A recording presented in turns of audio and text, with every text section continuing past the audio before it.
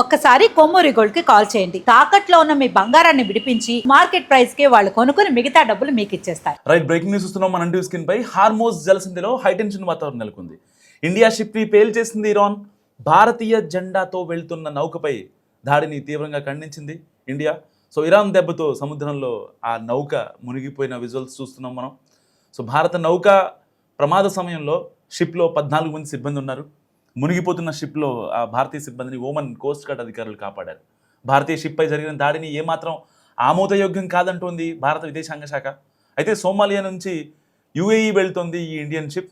గతంలోనూ భారత్ వస్తున్న నౌకలపై ఇరాన్ దాడి చేసి వేల కోట్ల రూపాయల ఆస్తి నష్టానికి పాల్పడింది. సో ఒకటి కాదు, రెండు కాదు, ఇప్పటికే 3 షిప్లపై అల్ హజీమ్ అలీ అనే షిప్పై ఇప్పుడు రీసెంట్గా ఇరాన్ దాడికి పాల్పడింది. ఇటు మిత్రదేశం అనే కార్డ్ యూజ్ చేస్తూనే అన్ని రకాల షిప్లపై, ఇటు కంటైనర్ షిప్స్ కావచ్చు, కమర్షియల్ షిప్స్ కావచ్చు, ఏదైతే క్రూడ్ ఆయిల్ని క్యారీ చేసే షిప్స్ కావచ్చు. సో భారత జెండా కనిపించినా సరే హార్మోజ్ స్ట్రైట్ దగ్గర ఒకప్పుడు రెడ్ కార్పెట్ వేసి మన భారతీయ నౌకలకి ఒక ఏదైతే పంపించేవాళ్ళు ఇరాన్ అధికారులు, ఇప్పుడు మాత్రం సిచ్యువేషన్ కంప్లీట్గా మారిపోయింది. అయితే ఇరాన్ ఇజ్రాయెల్ వార్ స్టార్ట్ అయినప్పటి నుంచి సో పర్టికులర్గా మనకి అంత ఎఫెక్ట్ ఏమి ఉండదు అనుకున్నాం. అక్కడెక్కడో యుద్ధం జరిగితే భారతదేశానికి ముప్పేంటి, మనకి ఇరాన్ కావాలి, ఇజ్రాయెల్ కావాలి, మనకి అమెరికా కూడా కావాలి అనుకున్నాం. కానీ ఇప్పుడు ఆ యొక్క పేషెన్సీ, ఆ యొక్క ఓపిక ఇప్పుడు మనకి మన నట్టేట ముంచేలా ఉంది ఒక రకంగా చెప్పాలంటే. ఎందుకంటే మన చాప కిందకి నీరు వచ్చింది. ఇప్పటికే పిఎం మోడీ అయితే తన కాన్వాయ్ని తగ్గించుకున్నారు. Why? Because fuel crisis and ఇప్పటికే పెట్రోల్ రేట్లు కూడా పెరిగాయి. సో ఎట్టి పరిస్థితిలో దాదాపుగా 5 రూపాయలు భారతదేశ వ్యాప్తంగా పెట్రోల్పై అండ్ డీజిల్పై 3 రూపాయలు పెరిగిన సిచ్యువేషన్ మనం చూస్తున్నాం. సో ఇప్పటికే అంటే హార్మోజ్ స్ట్రైట్ దగ్గర మన ఇండియన్ షిప్ మీద జరిగిన దాడిని నిజంగా భారత విదేశాంగ శాఖ ఏమాత్రం ఖండించకపోయినా, లేకపోతే ఒక స్ట్రిక్ట్ ఆదేశాలు వాళ్ళకి మనం ఇవ్వలేకపోయినా, నెక్స్ట్ మన దగ్గరికి వచ్చే ఏదైతే కంటైనర్ షిప్ల మీద ఉన్నాయో దాని మీద కూడా దాడి జరిగే అవకాశం ఉంది. ఇప్పుడు అటు తిరిగి డొనాల్డ్ ట్రంపే బెటర్ అనే ఫీలింగ్ వస్తుంది. ఎందుకంటే ఆ రోజున హార్మోజ్ స్ట్రైట్ దగ్గర మనం 18 కోట్లు ఏదైతే ఒక్కొక్క ఇండియన్ షిప్కి ఆ టోల్ ట్యాక్స్ని కట్టేసి కనుక ముందుకు వస్తే అమెరికా షిప్ని పేల్చేద్దామని చెప్పి ఆగిపోయాం. కానీ ఒకవేళ మళ్ళీ అమెరికా దగ్గర ఎందుకు ఇది అవ్వాలి, వాళ్ళు మనం కొంచెం స్నేహపూర్వక వాణిజ్య ఒప్పందాలు జరుగుతున్నాయి, విదేశీ మారక ద్రవ్యంలో సమ్ ఎఫర్ట్స్ అనేవి మనం పెట్టుకుంటున్నాం కాబట్టి ఇలాంటి సమయంలో అవసరమా అని చెప్పి ఆగిపోయాం. సో ఇప్పుడు కంప్లీట్గా సినారియో మొత్తం చేంజ్ అయిపోయింది. మొత్తం డ్రాస్టిక్ చేంజెస్, నార్మల్ చేంజెస్ కాదు, చాలా డ్రాస్టిక్ చేంజెస్ కనిపిస్తున్నాయి. ఇప్పుడు డైరెక్ట్గా ఇరానే మన మీద దాడి చేస్తుంది. మొన్నటిదాకా ఇరాన్కి మనం సపోర్ట్ చేసాం అండ్ ఇరాన్కి మనం ఈ యొక్క ఎమర్జెన్సీ మందులు కావచ్చు, లేకపోతే ప్రపంచ వేదికల మీద ఇరాన్ నష్టపోయింది, ఇరాన్కి ఎంతో కొంత సహాయం చేయండి అని చెప్పుకొచ్చాం. ఈవెన్ భారత్ ఇప్పటికీ ఆ యొక్క మాటకి, ఇరాన్ డిమాండ్స్కి కట్టుబడే ఉంది. పునర్నిర్మాణం, నష్టపరిహారం ఏదైతే ఇస్లామాబాద్ వేదిక అమెరికా ఉపాధ్యక్షుడు జెడి వ్యాన్స్కి ఇరాన్ అధికారులు చెప్పారో, మాకు జరిగిన నష్టానికి నష్టపరిహారం ఇవ్వండి, ఇరాన్ పునర్నిర్మాణం జరగాలి కాబట్టి మాకు ఎంతో కొంత సహాయం చేయండి అనే ఒక విలువైన డిమాండ్కి ఈవెన్ భారతదేశమే కాదు, భారతదేశం లాంటి చాలా కంట్రీస్, సో అంటే గొడవ వద్దనుకునే కంట్రీస్, అలీన దేశాలు ఏవైతే ఉంటాయో వాళ్ళందరూ చాలా కరాఖండిగా కుండ బదులుకుంటూ మాట్లాడారు. అవును కదా, ఇరాన్ నష్టపోయిందని చెప్పారు. సో అంత మనం కన్సర్న్ చూపిస్తే ఆల్రెడీ మనం ఇక్కడ నుంచి అంటే ఒక రకంగా ఆ రోజున సరిగ్గా నెల క్రితం ఒక లేడీ పైలట్, ఆవిడ ఇప్పుడు దాకా ఫైటర్ జెట్లను మాత్రమే లీడ్ చేసింది. డొమెస్టిక్ కానీ లేకపోతే కమర్షియల్ కావచ్చు, ఇంటర్నేషనల్ ఫ్లైట్స్ని అంటే ఆవిడకి ఆ ఎయిర్ టైం లేదు. ప్రతి పైలట్కి ఎయిర్ టైం ఉంటుంది, అది డొమెస్టిక్గా ఉంటుంది, ఇంటర్నేషనల్గా ఉంటుంది. ఇంటర్నేషనల్ ఫ్లైట్స్ నడిపే వాళ్ళకి అది కొంచెం వేరే ఉంటుంది అనమాట. సో అలాంటి టైంలో ఎవ్వరు అంటే చాలామంది పైలట్స్, ఒక పక్క ఇరాన్ బాంబులు వేస్తుంది, ఒక పక్క కువైట్ బాంబులు వేస్తుంది, ఒక పక్క బహ్రెయిన్ దాడులు చేస్తుంది, అమెరికాకి సంబంధించిన 1,00,000 మంది సైనికులు వచ్చి హార్మోజ్ దగ్గర నుంచున్నారు.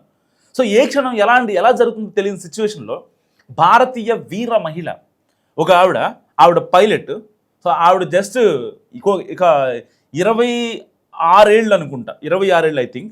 సో ఆవిడ చాలా చాకచక్యంగా వెళ్ళి ఇరాన్కి సంబంధించినటువంటి మన దగ్గర మెడిసిన్స్ని ఏదైతే కాశ్మీర్లో ఇరాన్ కోసం విరాళాలు సేకరించారు. అప్పట్లో అంటే రాజధానుల కోసం, అమరావతి కోసం, హైదరాబాద్ కోసం ఎలా అయితే విరాళాలు సేకరించారో సేమ్ అలాగే ఇరాన్ కోసం విరాళాలు సేకరించి ఆవిడ చాలా చాకచక్యంగా ఆ మెడిసిన్స్ని, ఆ ఎమర్జెన్సీ కిట్స్ని వెళ్ళి ఒక పెద్ద కమర్షియల్ ఫ్లైట్లో ఈ యొక్క థింగ్స్ అన్నీ తీసుకెళ్ళి అక్కడ పంపించేసి వచ్చేసారు. సరే, అక్కడికి వెళ్ళిన తర్వాత మన ఫ్లైట్ మీదే అమెరికా దాడి చేసిందా, ఇజ్రాయెల్ దాడి చేసిందా ఇప్పటికి కూడా వాళ్ళు కన్ఫర్మ్ చేయలేదు. సో ఆ దాడి చేశారు, మన ఫ్లైట్ మీద దాడి చేశారు. ఆ దాడిలో ఈ అమ్మాయి ప్రాణాలతో బయటపడింది. అంటే మనం ప్రాణాలకు తెగించి మరి ఇరాన్ కోసం అంత సహాయం చేస్తుంటే ఎక్కడా కూడా ప్రపంచ దేశాల మీద ఇరాన్ని ఎక్కడ మనం డిఫెండ్ చేయకుండా, సో మన దేశమే. ఎందుకంటే అంటే మనకి ఇరాన్ మీద పర్టికులర్గా ఎందుకు అంత ప్రేమ అంటే ఒకే ఒక్క విషయం. సో ఈ హైదరాబాద్లో వాళ్ళు ఉండేవాళ్ళు నిజాం కాలం అంటే ముందు వాళ్ళు ఇరానియన్స్ హైదరాబాద్లో ఉన్నారు. వాళ్ళ యొక్క బిజినెస్ ఎంపైర్ని బిల్డ్ చేసుకోవడం చాలా ప్రయత్నించారు. సో దాని తర్వాత ఈ యొక్క తుర్కిస్తాన్గా మారిద్ది, నిజాం పరిపాలన కరెక్ట్గా లేదు అని అనుకునేటప్పుడు ఇరానియన్స్ అంతా వాళ్ళు వెళ్ళిపోయారు, వాళ్ళ సొంత దేశానికి వెళ్ళిపోయారు. ఇక్కడ సెట్ కాదులే అని చెప్పి. ఎందుకంటే అప్పటికే హైదరాబాద్ సంస్థానం ఒకటి, మిగతా అన్ని రాష్ట్రాలు రిమైనింగ్ 27 స్టేట్స్ అంతా ఒక భారతదేశం. సో అప్పుడు హైదరాబాద్ని తుర్కిస్తాన్గా మార్చాలని, పాకిస్తాన్లో కలిపేయాలని, బంగ్లాదేశ్లో కలిపేయాలని సో చాలా చేశారు. ఫైనల్గా ఇండియాలో కలిసిపోయింది. నిజాం సంస్థానం బ్యాక్ టు పాకిస్తాన్ వెళ్ళిపోయింది, దీన్ని కలిపేశారు. అంతకన్నా ముందు ఇరానియన్స్ మనకి చాలా ఫేవర్గా ఉన్నారు. సో వాళ్ళతో మనకి ఎలాంటి గొడవలు లేవు. సరే, వాళ్ళు టెర్రరిజాన్ని ప్రోత్సహిస్తారా లేకపోతే వాళ్ళే టెర్రరిస్ట్గా మారారా అనేది ఈ తర్వాత విషయాలు. సో దాని తర్వాత కశ్మీర్ భారతదేశానికి సంబంధించిందే అవునా కాదా అని ప్రపంచ దేశాల డిస్కషన్ జరిగినప్పుడు ప్రపంచ వేదికల మీద కూడా సో భారతదేశానికి ఈ యొక్క కశ్మీర్ చెందుతుంది, పాక్ ఆక్యుపైడ్ కాశ్మీర్ని, పీఓకేని ఇండియాలోనే కలపాలి అని ప్రపంచ దేశాలు ఎవరూ కూడా మాట్లాడిన సమయంలో ఇరాన్ ముక్త కంఠంతో చెప్పింది ఎట్టి పరిస్థితిలో పీఓకే భారతదేశాందే అని చెప్పి. మరి ఇలాంటి నేపథ్యంలో మనం ఎవరితో అయినా సరే ఒక ఫ్రెండ్లీ నేచర్తోనే ఉంటాం. అంటే వాళ్ళతో గొడవలు పెట్టుకొని అనవసరంగా రప్చర్లు క్రియేట్ చేసుకొని భారత వాణిజ్య సంబంధాలను మనం దెబ్బతీసుకోం. సో ఇప్పటికీ కూడా ఆఫ్ఘనిస్తాన్ మనకు అంత అన్యాయం చేసినా సరే ఆఫ్ఘనిస్తాన్కి మనం అంబులెన్స్లు పంపించాం. ఏదైతే పాకిస్తాన్ అక్కడ దాడి చేసి వాళ్ళని ఇబ్బంది పెట్టేసిందో, so medical emergency situation create చేసిందో ఆఫ్ఘనిస్తాన్లో, ఈవెన్ అప్పుడు కూడా మనం ఆఫ్ఘనిస్తాన్కి మన ఫ్లైట్లోనే పంపించాం. భారత విదేశాంగ శాఖ అంత ఓపిక్గా ఉంటుంది, అంత కన్సర్న్ చూపిస్తుంది ప్రపంచ దేశాల మీద. ఈవెన్ బంగ్లాదేశ్ నుంచి మన ఇండియాలోకి చాలామంది అక్రమంగా చొరవబడి లేకపోతే మన దేశంలో ముస్లిం హిందూ మధ్య ఒక ఇబ్బందికర విపత్కర పరిస్థితులు ఏర్పడటానికి కారణం బంగ్లాదేశీలు అయినప్పటికీ కూడా సో బంగ్లాదేశ్కి మనం చాలా ఫేవర్గా ఉంటాం. ఇప్పటికీ స్టిల్ వాళ్ళ ఏదైతే బంగ్లాదేశ్ ప్రధాని మన దగ్గరే ఒక శరణార్థిగా వస్తే ఇప్పటికీ స్టిల్ ఆశ్రయం ఇస్తున్నాం. అంటే ఎక్కడ ఏ దేశంతో కూడా మనకి వాళ్ళు ఎంత అపకారం చేసినా భారతదేశం మాత్రం ఉపకారం చేయాలనే ఒక ధోరణితో ఉంటుంది. సో ప్రధానులు ఎవరున్నా లేకపోతే ఏ పార్టీ రూలింగ్ ఉన్నా, బీజేపీ ఉన్నా, కాంగ్రెస్ ఉన్నా, ఇంకోటి ఉన్నా ఎవరైనా సరే సో విదేశాంగ శాఖ మాత్రం భారతదేశానికి సంబంధించినటువంటి సమగ్రతను, ఆ యొక్క పవిత్రతను దెబ్బతీయకుండా చూసుకుంటున్నారు. సరే, పార్టీలు ప్రధానులు మారచ్చు, ఇవాళ ఉన్నోళ్ళు రేపు ఉండకపోవచ్చు, రేపు ఉన్నోళ్ళు ఎల్లుండి ఉండకపోవచ్చు. సో ఎప్పుడూ ఒకేలా ఉండదు కదా. కానీ ప్రపంచ దేశాల మీద మనకున్న ఆ యొక్క ఐక్యత కానీ, ఆ యొక్క సమగ్రత కానీ ఇప్పటికీ స్టిల్ కాపాడుకుంటే వస్తున్నాం. కానీ ఇప్పటికే 3 షిప్ల పైన ఇరాన్ దాడి చేసింది, 1 కాదు 2 కాదు. సో అంటే ఒకసారేమో డొమెస్టిక్, ఒకసారి కంటైనర్స్, ఒకసారేమో చమురు. ఇప్పుడు గురి చూసి హజ్ అలీ షిప్ పై కొడితే సముద్రంలో మునిగిపోయింది షిప్ మొత్తం. మీరు చూస్తున్నారు మన టీవీ స్క్రీన్ పై ఆ విజువల్స్.